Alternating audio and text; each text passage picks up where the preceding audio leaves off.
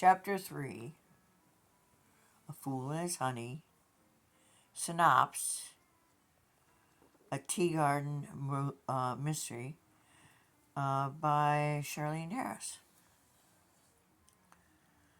Well, Aurora had tried to make her husband feel better before he went to sleep and surmised that maybe Craig, the husband, came with a friend to try to bring the baby and Regina back to the house.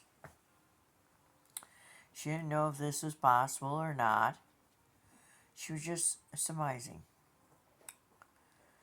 sort of synopsing how things might have gone down. The last thing her husband said to her after he kissed her on the head and went with her up the stairs with the baby and the fold up crib for Hayden. He said, "Was that our hatchet?" And Aurora said, "I don't know if that was our hatchet." She hoped it was not our hatchet. Because who wants a hatchet that has been buried in a relative's forehead? Even a relative that was married to the family. So they went to sleep. Well, the mother-in-law was there in the morning. Aurora's mom. She was still sort of upset and worried for her daughter and her daughter's husband. She said, "You need to get a babysitter." Aurora took defensively because she hadn't had a child, and her mother assumed that she couldn't take care of a baby. And then she thought if there was something really worrying her, she would have done it. She would have looked for a babysitter or someone to help. So there must be something wrong, Mom. So she says, "What's wrong, Mother?"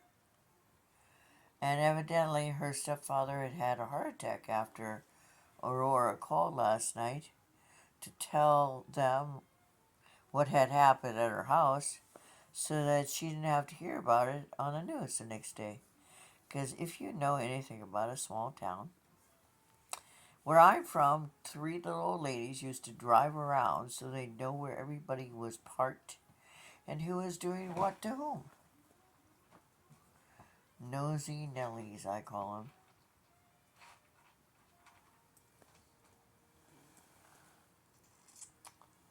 So I'm about to go to the kitchen and turn off the fan that's going on in the front room. It's starting to chill down. My phone has taken all day since I got home to get to 22%. So I'm going to turn it back off as soon as I'm done taping this. So Aurora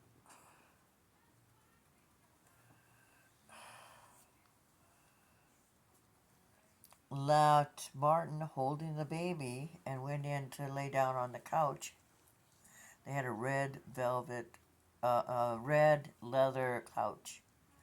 She went in, she laid down, and then when she was getting up, she heard a noise behind the couch in the house.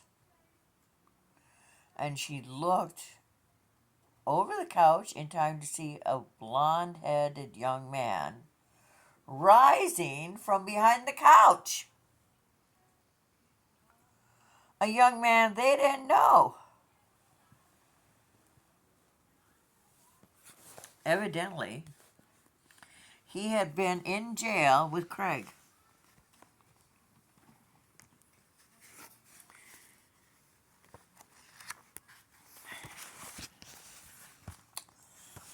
Let's see, I can't remember his name. Rory Brown. He's Rory Brown, friend of Craig's from jail. He had come with Craig to get Regina and the baby and take them home. So we still don't know who killed Craig or where Regina is. And he asked Martin and Regina, well, evidently Regina, not Regina, but Aurora and her mother are very young looking. They have really good skin. And he thought that not Regina, but Aurora was much, much younger than her husband should have ever married. And he commented on that, and Martin's only a few years older than Aurora.